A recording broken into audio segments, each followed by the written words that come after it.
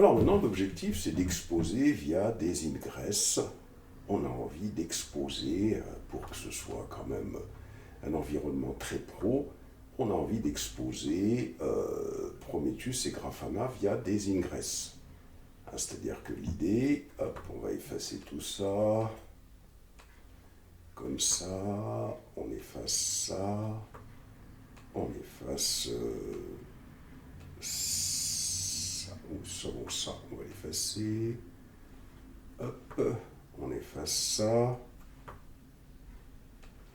on efface ça, on efface ça, on efface ça, ça et ça.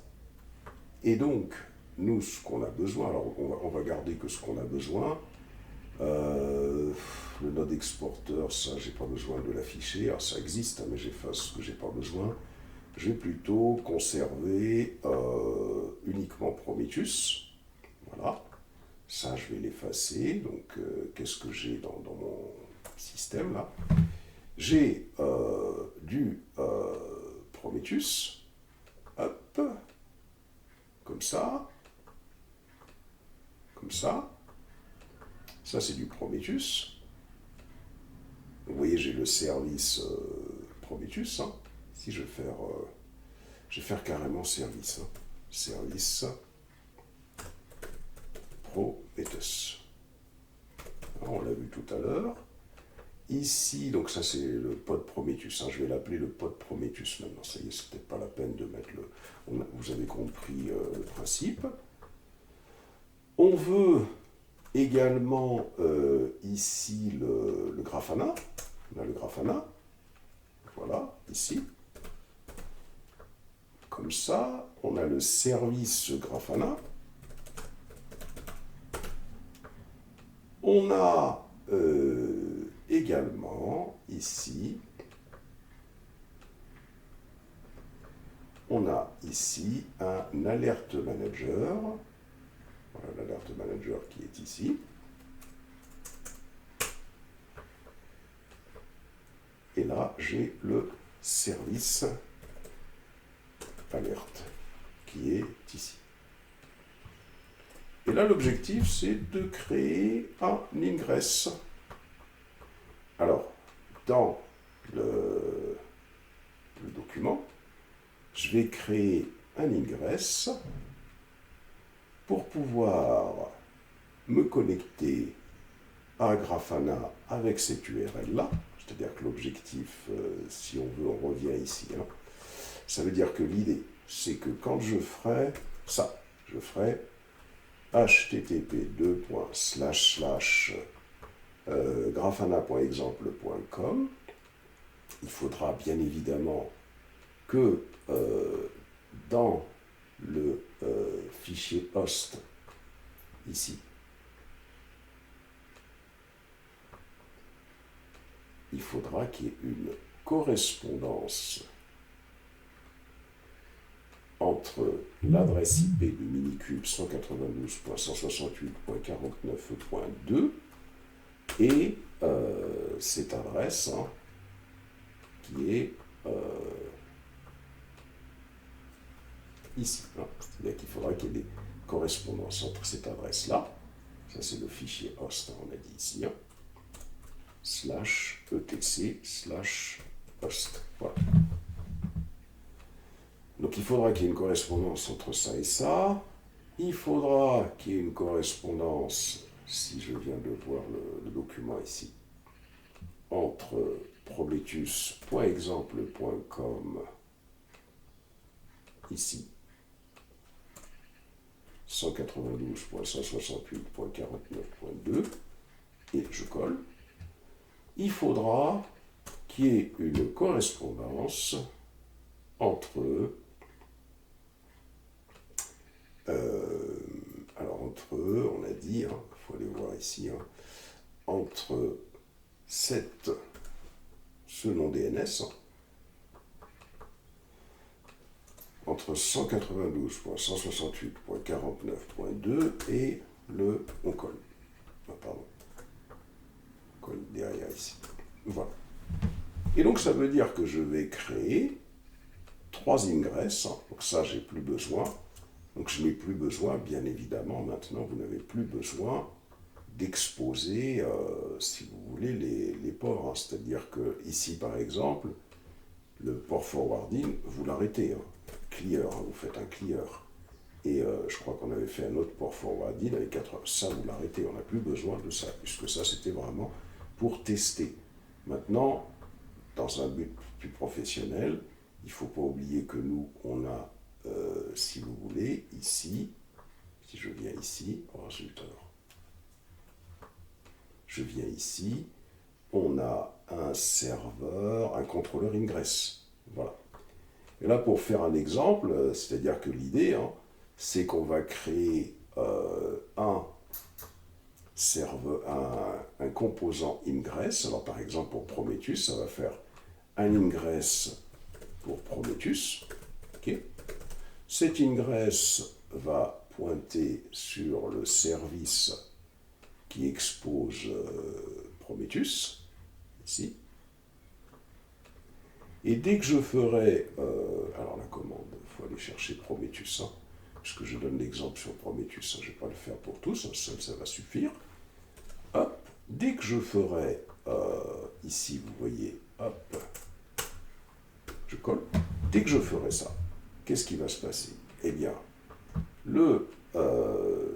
cette commande va aller rechercher dans le fichier host la correspondance. La correspondance, c'est avec 192.168.49.2. C'est là on a la correspondance avec prometheus.example.com. Et donc, à partir de là, on va envoyer cette requête. Elle va être envoyée sur le 192.168.49.2. Ici, comme il s'agit de ce type d'URL-là, on va donc avoir affaire au contrôleur ingress. Contrôleur ingress qui est ici. Et ce contrôleur ingress, parmi tous les ingress, parce qu'il peut y avoir plusieurs ingress, hein, qui va exister, il va rechercher celui qui gère, si vous voulez, ce nom de domaine, à savoir, hein, il recherche l'ingress qui gère prometheus.exemple.com. Et il se trouve que ça va être cet ingress-là. Et cet ingress-là, on l'a configuré pour communiquer avec ce service-là et avec Prometheus. Et donc, on va avoir la liaison. Le problème dans cette façon de faire, c'est que, vous voyez, c'est que vous êtes obligé, quand vous faites ça, de passer par 192.168.49.2. Et ça, c'est pas comme ça qu'on travaille dans une entreprise, parce que ici, on a affaire à Minikube. Mais si vous êtes sur un vrai cluster Kubernetes, il y a plusieurs adresses IP des serveurs. Donc à chaque fois, il faut rechercher l'adresse IP d'un serveur. On ne travaille pas comme ça, on met en place plutôt un load balancer. Que vous soyez sous Linux pur ou que vous soyez sur du Windows avec WSL, pour mettre en place un load balancer avec Minikube, on va tout simplement faire Minikube tunnel. Qu'est-ce que ça veut dire quand vous faites un Minikube tunnel? Minikube tunnel, ça va vous permettre de mettre en place une sorte de service hein, qui va exister, comment dirais-je, donc sur notre machine. Hein. C'est-à-dire que je vais mettre ce service, hein, je vais faire un tunnel ici. Je vais le faire comme ça. Ça. On va avoir sur notre machine, hein, on va avoir tunnel. Voilà. Ça veut dire que ici, si vous voulez, il va y avoir un composant sur notre machine, donc il n'est pas du tout dans le cluster Minikube, c'est un load. Merde, c'est pas vrai ça. Qu'est-ce que ça veut dire tunnel? Ça veut dire qu'on va avoir un load balanceur externe. Ça veut dire quoi? Ça veut dire que, qu'est-ce que fait ce tunnel? Ce tunnel, il met en correspondance l'adresse IP locale de la machine 127.0.0.1. Donc il il met en correspondance cette adresse IP externe, il la met en correspondance avec, si on veut ici, l'adresse IP de notre cluster. Vous voyez, donc c'est-à-dire que quand je fais ça, hop, ça va me renvoyer vers mon cluster Kubernetes et en particulier vers mon contrôleur Ingress, puisque c'est lui qui est chargé de traiter les URL qui lui arrivent sous la forme d'un nom de domaine. Donc, ça c'est très important, ce qui va impliquer que on va donc être appelé à changer 127.0.0.1. On va être appelé à changer l'adresse IP 0.0.0.1 vers laquelle il faudra rediriger la requête. Alors c'est intéressant, ça c'est parce que ça permet de mettre en place une sorte de simulation d'un vrai load balanceur. Donc, comment on fait ça? Si vous retournez sur le fichier là déjà, premièrement, ici, vous avez les différents fichiers ingress. Par exemple, on en regarde un seul pour comprendre. Par exemple, on va avoir un fichier ingress, ici, vous voyez, qui s'appelle grafana-ingress.yaml. Dans ce fichier, donc ça c'est l'API version, c'est l'API c'est tout simplement un programme qui va être chargé de pouvoir gérer les ingress. On donne un nom ingress, on indique dans quel namespace il va fonctionner, dans le namespace monitoring. Pourquoi monitoring? Parce que ça traite de Prometheus et Grafana. On lui donne une annotation qui va permettre de redéfinir, si vous voulez, donc l'URL de base, à partir de laquelle on va faire les interrogations, puisque ce sera http un nom d'hôte et puis un slash derrière. Ici, l'hôte, ce sera grafana.exemple.com, donc ça c'est la forme de l'URL qui va déjà arriver. La partie haute d'une URL, c'est quoi? La partie haute d'une URL, c'est celle qui a juste après le HTTP. HTTP : et c'est ça l'hôte, la partie haute de l'URL. Ensuite, qu'est-ce que nous avons? Qu'est-ce que nous avons ici? Nous avons un path. Le path, ce sera slash directement. Et le service vers lequel renvoie cet ingress, c'est le service Prometheus-Grafana sur le port 80. On voit bien ça dans le schéma. Alors par contre, ça c'est Grafana, donc c'est plutôt ici. Voilà, c'est plutôt l'ingress qui va être ici, qu'on est en train de faire. Ingress Grafana. Donc voilà. Cet ingress Grafana va renvoyer vers ce service Grafana qui est donc ici, directement. Hop.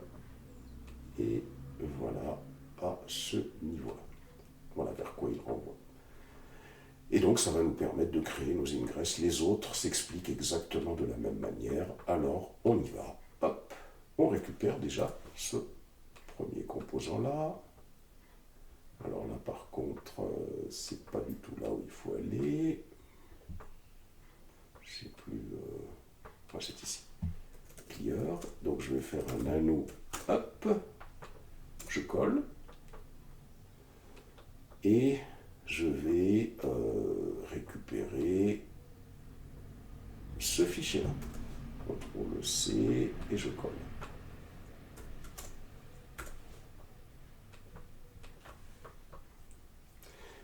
Ensuite, je vais faire la même chose pour Prometheus. Hop.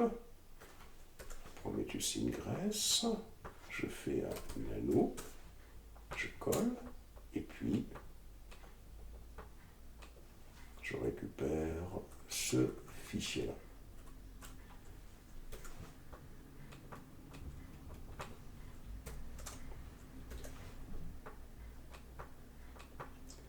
Et enfin,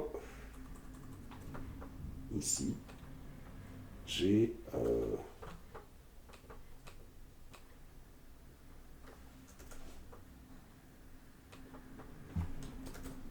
ce fichier-là. Alors, voilà. Et je récupère ce fichier-là. Je sauvegarde. Je fais un ls. Voilà, alors qu'est-ce qu'on a ici? On a le NGINX Ingress, on n'a peut-être plus tellement besoin de celui-là. Donc on va faire un RM NGINX-ingress.yaml. Voilà, je fais un clear. Et je vais faire un kubectl apply, kubectl apply -f, et vous faites un point.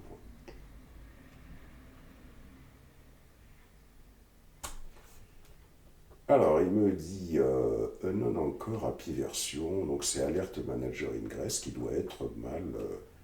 Alert Manager Ingress, vous voyez, donc ici, il doit être mal. On le voit ici, d'ailleurs, on voit le NGINX qui a bougé là un peu. Je vais le sauvegarder et puis je vais le recommencer ici. Voilà, moi, je vais aller tout simplement le modifier dans le fichier. Nano Alert Manager Ingress, c'est ici, vous voyez ce. Hop, on sauvegarde. Et je recommence un kubectl apply-f. Alors, toujours Alert Manager, non API version. Alors, qu'est-ce que c'est que ça? API version, oui, il y a une étoile, c'est pas bon. Et je fais un kubectl, alors toujours Alert Manager, ingress version v1, cannot be handled as a non-field metadata. Alors, ce qu'on va faire, on va tout simplement le récupérer, cet Alert Manager, parce que là, ça commence à nous embêter. Hop, on le récupère jusqu'à là. Et heureusement que ChatGPT est là. Nous, on en abuse du ChatGPT. Hop, vous collez. Voilà. Présente une erreur de format YAML. Voilà, tout simplement comme ça. On se prend pas la tête. Vous récupérez votre source et vous la collez tout simplement ici. Voilà. Ici. Hop là, et vous sauvegardez votre. Vous réouvrez l'alerte manager -ingress.yaml. C'est pas ls. Nano alerte. Je fais un hop, je colle et je vais faire un et je recommence un kubectl apply -f et vous faites un point. Voilà, là j'ai les ingress qui sont fonctionnels. Il suffit de faire un kubectl get ingress -n monitoring. Alors -n kubectl -n monitoring. Voilà, j'ai les ingress qui sont fonctionnels. Je viens ici sur mon fichier pour pouvoir récupérer ces trois instructions pour mettre à jour le fichier host. Hop, 1, 2, 3, 4, 5, 6. Je réouvre le fichier host, sudo nano /etc/host, comme ça, et je vais tout simplement changer ici cette adresse IP 127.0.0.1. Et je reviens ici en 127.0.0.1. Et je reviens ici et je fais 127.0.0.1. Je récupère ces trois adresses-là, mais uniquement si je suis sur du Windows. Sinon, ce n'est pas la peine parce que quand on est sur Windows, comme je vais faire Minikube IP, je suis obligé d'aller sur le bloc-notes. Ici, je vais faire Notepad. Je vais faire bouton droit sur le bloc-notes. Pardon. J'ouvre Note. Je fais bouton droit sur exécuter en tant qu'administrateur. Je fais oui. je vais faire fichier, je vais ouvrir. Je vais ouvrir quoi? C, Windows, Système 32, Système 32, ici. Et je vais ouvrir le fichier driver. Voilà. Je vais ouvrir etc. Je vais faire ici tous les fichiers. Je clique sur le fichier host. Je descends en bas du fichier host. Ici, je colle. Je sauvegarde. Il faut bien sauvegarder. Et si je fais maintenant, je prends, par exemple, ici, je récupère ça. Alors, avant de faire ça, il faut revenir sur Linux et vous faites minikube IP. Et ça, par contre, il ne faut plus le fermer. Excusez-moi, minikube tunnel, pardon, tunnel. Et là, il ne faut plus le lâcher celui-là, il faut le laisser. Alors, ici, vous voyez, quand on écrit comme ça, il écrit, c'est pas la peine de donner un mot de passe. Et si je lance le navigateur et si je tape HTTP, pas HTTPS, // vous collez, vous validez, et voilà, ça marche. C'est bon, ça va marcher pour le reste aussi.